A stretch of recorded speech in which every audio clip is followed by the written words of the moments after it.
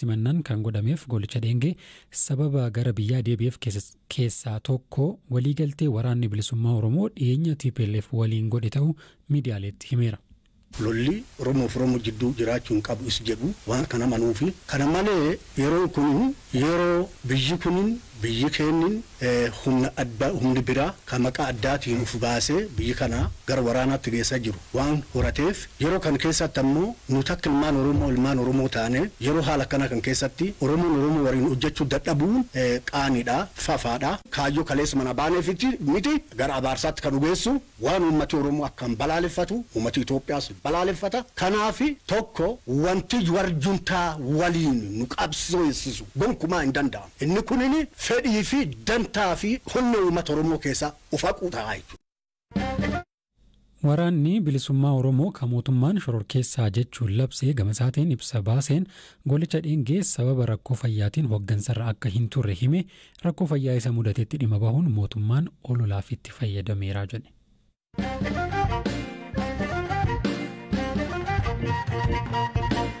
Naannoo Amaaraa magaalaa to'annoo finciltoota TPLF jala jirtu Qobboo keessatti namoonni nagaa hedduun ajjeefamuu isaanii jiraattonni ijaan argan BBC'tti himan.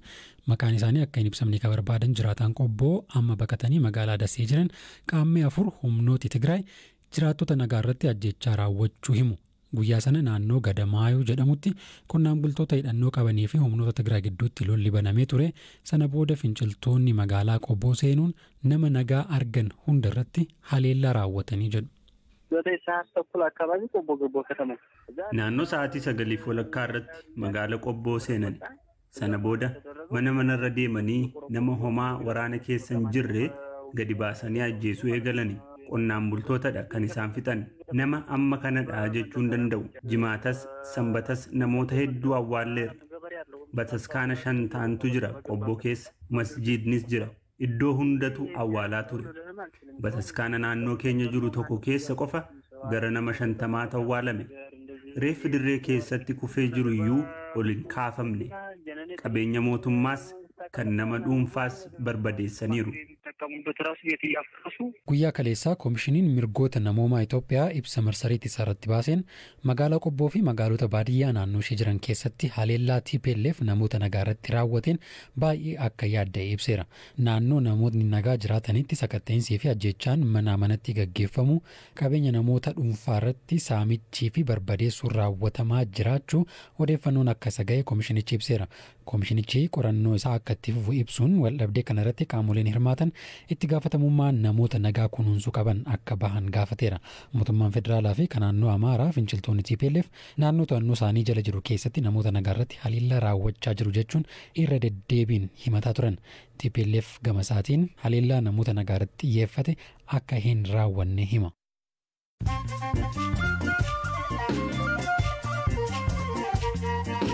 Amma dabareen kan oduu gaggabaabooti. Filannoo fulbaana 20 bara 2014 akka lakkoofsa Itoophiyaatti adda durummaan naannolee Somaalee Hararii fi Kibbaatti godhamu irratti namoonni miliyoona 7 ol sagalee akka kennan eegamaa jedhe boordiin filannoo biyyaalessaa.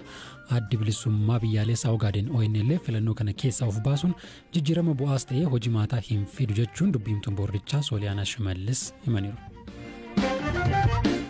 Qaala'insi gatii Itoophiyaa keessatti uumame mirga nyaata gahaa argachuu fi mirgoota hawaas dinagdee kaan lammiilee harka qalleeyyii irratti dhiibbaa geessisaa jira jedhe koomishiniin mirgoota namoomaa Itoophiyaa. Tarkaanfii mootummaan qaala'insa gatii to'achuuf fudhachaa jiru jajjabeessaadha. Ta'us bu'a qabeessummaan isaa fi kan irraa fayyadamaa jiru warra rakkatan ta'u hordoffiin godhamuu qaba jedheera. Horsiisee bultoonni kaaba Keenyaa bulchiinsa Marsabiitiif Tana River hongee cimaa ji'a 6 haga 10 ture irraa ka'e horii isaanii hunda dhabuun harka qullaa hafuu himatu. Daa'imman nyaata madaalawaa dhabuun dhukkubaaf saaxilamaa jiru. Namoonni beelaa fi dheebuun du'aa jiraachuus himu. Raashiyaa magaalaa Perm keessatti namichi qawwee hidhate tokko dhukaasa mooraa yuunivarsiitii keessatti baneen yoo xiqqaate namoonni 8 ajjeefamu aangawoonni biyyattii himan. Poolisiin hidhataan barataa ta'uu hin oolu jedhame miidhaa qaqqabsiise kana rukutee madeessuun to'ateera. Ministeerri fayyaa biyyattii namoonni 19 haleellaa kanaan madaa'aniiru jedhe. Paartiin pireezidantii Raashiyaa Vilaadimir Puutiin Yuunaayitid Raashiyaa filannoo paarlaamaa koomii hanni sagalee bal'inaan irratti ka'aa jiru injifatan. Sagalee kenname keessaa 50% akka ta'u argachuun kan injifatanii oduuleen gaggabaaboo isaanuma kana.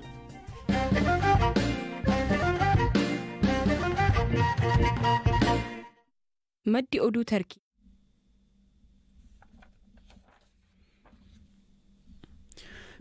Oduu sattaanuttan darbaa dogoggora uumameef inoof galchaa waldhabdee daangaa Itoophiyaa fi Sudaan jidduu jiru jaarsummaan furuuf gaaffii Tarkiin dhiyeessite Sudaan akka fudhattu beeksifte. Loltoonni Sudaan sadaasa darbee waraanni Tigraay eegaluu hordofee lafa qonnaa daangaarra jiru Alfaashagaa biyyoonni lamaan ganna hedduu irratti wal falmaa turan to'atani. Firaafoolii dhugaasaa dabalata qabdi. Maddi oduu Tarkii Oduu fi kan mootummaa Sudaan sunaa ministeera dhimma alaa Sudaan Maariyaam Al-Sadiq eeruun akka gabaasanitti gaaffii Tarkiin isinnan araarsa jechuun dhiyeessite Sudaan nan fudhadhaa jetteetti. Dura taa'an mana maree walabummaa Sudaan Abdul Fattah Al-Burhaan ji'a darbe gara Tarkiitti yeroo imalanitti waldhabdee daangaa irratti Itoophiyaa waliin qaban hiikuudhaaf gaaffii ijaarsa araaraa ta'uu aangaa'ota Tarkii irraa dhiyaateef fudhataniiru jechuun ministeerri dhimma alaa Sudaan kun gaazexeessitootatti himuu isaanii Oduun gabaaseera. Gama Itoophiyaatiin garuu dhimma kana irratti hanga ammaatti wanti jedhame hin jiru. Haa ta'u malee amma dura rakkoon dhimma lafaa Itoophiyaa fi Sudaan gidduu jiru adeemsa biyyooti lamaan dhimma daangaa irratti kanaan durattiin hojjechaa turaniin akka furamuuf Itoophiyaan fedhii akka qabdu ambaasaadar Diinaan himanii turani. Dabalataan marii gochuuf jalqaba Sudaan lafa qabatte gadhiistee iddoo duraan turtetti deebi'uu akka qabdus dubbataniiru. Naannawaa Alfaashagaa kan daangaa Itoophiyaa fi Sudaan irratti argamtu keessatti yeroo garaagaraa qonnaan bultoota irratti haleellaan gaggeeffamaa waan tureef Itoophiyaan humna raayyaa hanga tokko bobbaastee eegumsa taasisaa kan turte yoo ta'u bara darbe ammoo haalli jiru jijjiiramee gara wal gaarreeffachuutti ce'uun isaanii yaadatama. Akka lakkoobsa Itoophiyaatti bara 2013 dhuma ji'a Onkololeessaa keessa wayita lolli Tigraay keessatti jalqabetti Itoophiyaan raayyaa ittisaa ishee ergama birootiif baasuu ishee hordofee Sudaan loltoota ishee gara naannoo sanaatti bobbaasuun lammiileen Itoophiyaa akka bahan taasisuun lafa sana to'atteetti.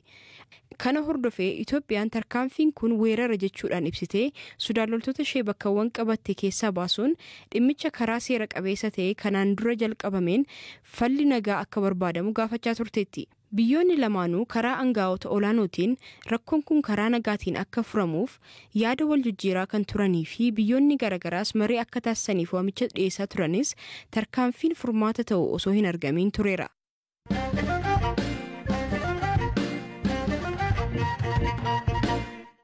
Jimaata darbee pirezidantiin US Joe Biden qaamolee waraana Tigraay keessatti dhiittaa mirgoota namoomaa raawwatan waraanichi akka babal'atu godhanii fi haala mijeessan akkasumas deeggarsi namoomaa akka hin dhaqqabne kanneen ugguranii fi mariitti akka hin deemamne kanneen gufachiisanirra qoqqobbiin akka kaa'amu ajaja dabarsaniiru.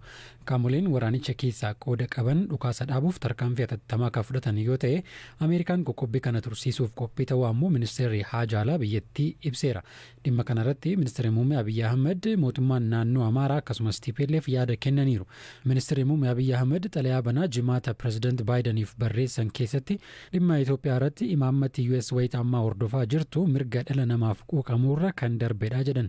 Mootummaan isaanii dhiibbaa hin malle kamiifuu kan hin jilbeeffanne ta'us barreessan. Mootummaan naannoo Amaaraa gama isaan qoqqobbii kaa'amuuf jedhame keessatti naannoon biyya tokko addatti eeramuun isa gaddisiisu hime. Uummanni Amaaraa weerartuu alaa dhufe ofirraa qolataa jira malee darbee nama hin tuqne jechuu Reuters gabaaseera. TPLF ammoo ibsa baase keessatti bulchiinsi Joe Biden walitti bu'iinsaa fi rakkoo nageenyaa Itoophiyaa irratti hordoffii walirraa hin citne gochuu fi tarkaanfii fudhachuuf dhimmamuun yaada deeggaramu ta'uu ibse. TPLF waliigaltee dhukaasa dhaabuu keessatti Ameerikaan waahillan ishee biroo waliin ta'uun haasaa jaarsummaa akka gaggeessitu gaafateera. Dhimma kanarratti direektara dhaabbata mirga namoomaaf falmuu Oromoo Legacy Leadership and Advocacy Association kataate seenaa jimjimoo dubbiseen ture. Dhaabbati isii oolaan qoqqobbii US Itoophiyaa irra kaa'uuf deemtu kana akka deeggaru ibse. Gaaffiin koo jalqabaa maaliif deeggartanii ka jedhu ture. Tarkaanfii kun mootummaa kana karatti deebisaa mootummaa kana ajjeechaa inni Oromiyaa keessatti dukkanaan godhaa jiru addunyaan argaa hin jiru bu'aa guddaa godha. Kan Oromoo akka hin dubbatamne wanni tokko rakkoo naannoo Tigraay keessa deemaa jiru sagalee Oromoo kompiilii keessaa baasii godhee fudhatee tuuqee akka hin dhageentiin arganne rakkoo nu godhe kun yoo gar tokkotti deebi'ee jedhee tokkoffaa by virtue of nagaa argachuun sun illee nu fayyada. Lammataa irratti ammoo fokkasiin Oromiyaa irratti deebiin deebi'a waan jennuufi kanaafi qabxiilee isaallee kan deeggarre jennaan. Murtee kan akka fudhatuuf deemanii mootummaan Ameerikaa eega beeksisee booda Prime Ministeriin Itoophiyaallee akkasuma warri naannoo Tigraay TPLF ibsa kanarratti yaada mataa isaanii kennaniiru. Ibsa isaanii akkamitti ilaaltee maa inni xiinxalli? Kan mootummaa federaalaa Itoophiyaa directly open letter appeal jalqaba akkas fakkaata akka waan kadhaa fakkaatee jedha. Duubarratti ammoo ilaaltu Itoophiyaa seenaa isii kuma sadii faarsaa nuti Itoophiyaan sodaadhaa waa gochuu hin dandeenyu yoo gasitti mee kakalee dubbataniini ka of jajjii eengaddaa helgadda jootan dabren godhanii garaagarummaatti hin argine. Kan mootummaa naannoo Tigraay ammoo kan hin argee jedhee hatattamaan otoo hin buli otoo hin turin yaannati jette sirriidha. Biyyoota naannoo Amaaraa keessaallee ni baha qabxiin kun ni gahe jedheeti positively response godhanii sirrii godhanii natti fakkaata. Yoo guyyaa gabaabaa keessatti dhukaasa dhaabanii gara mariitti adeemu tarkaanfii qabatamaa yoo hin fudhatiin qoqqobbii kana gara hojiirra oolchuu yookiin enforce godhuutti deemnaa waan jedhu hin jira ibsa isaanii keessa torbanoota itti aanan yookiin guyyoota itti aanan maaltu ta'uuf deema akka yaada keetti? Hariiroon mootummaa Itoophiyaatii fi mootummaan Ameerikaa qabdu jaarraa tokko waggaa dhibbaa oli hariiroo furdaadha, hariiroo jaalalaa, hariiroo kabajaa, hariiroo hedduu fidhiinsa qaban waan kana akka laayyoon waan hin fudhatinii fi wanni kun akka badu hin barbaadan because cabsuun nama dhibu ijaaruun nama dhibaa achi ammoo Itoophiyaan yoo akka mana Itoophiyaa miidhamu hariiroon Itoophiyaa Ameerikaa wajjin qabdu akka miidhamu akkasumas immoo Itoophiyaan lafee dugda gaanfa Afrikaa waan taateef baay'ina uummataa irraa kan ka'e jireenya waan adda addaa irraa seenaa irraa adda addaa akka ka'e itti waan jiruu fi kanaaf of rizalti godhaa turanii yoo kana hin fudhatin akkatti ilaallu kanatti akka haasaa waliin qabnutti it is almost kadhaa kan dhumaa warningii kan dhumaa kan natti fakkaata siin booda tarkaaffii yeroo gabaabaa keessatti kanaaf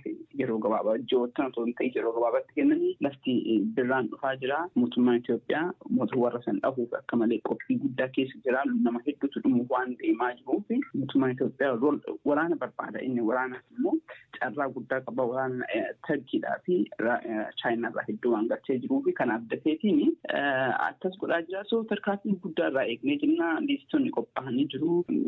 Warra biyya keessaa kan ta'an akka biyya laalleetti adaman dhaabbileen adda addaa dhaabbileen mirgaaf dubbatanii jiru. So akkasitti ilaalee jira. Ameerikaan qoqqobbii kana enforce gochuu yookiin hojiirra oolchuutti yoo seente sunniin hagam waraanni kun akka dhaabbatu yookiin ammoo waan mootummaan Ameerikaa barbaadu fiduu keessatti hagam humna qabaata? Ida oolaattee jette beektaa Itoophiyaan mootummaa Itoophiyaa kadhaa mootummaa Ameerikaatiif Yurooppii walitti karawweessii jennu biyya kanaanii harka guddaa harka 2/3 ta'u kadhaa uummata kanaatiin jiraata. Already Itoophiyaan ikonomii shake ground irra jira. Diplomaasii akkuma beektu imbaasii walakkaa hojjetanii jiranii uummanni meeshaan biyya keessatti ikonomiin akka malee qaalii ta'ee jira. So tarkaanfiin seriously amma kan dubbataa jiran kun hojiirra deebi'ee jedhee Itoophiyaa qofa kan ta'in warroota biyyoota akka Chaayinaa, biyyoota akka Turkii warra Itoophiyaa wajjin hariiroo biizinasaa qabu dhaabbilee adda addaa waan miidhaa guddaa irra geessuu fi definitely jijjiirama guddaa fidee qaba. Sagantaa raadiyoo BBC Afaan Oromoo kan wiixata galgalaa asuma irratti goolabama odeeffannoowwan dabalataaf marsariitii keenyaaf fuula feesbuukii keenya daawwadhaa isiniin jenna.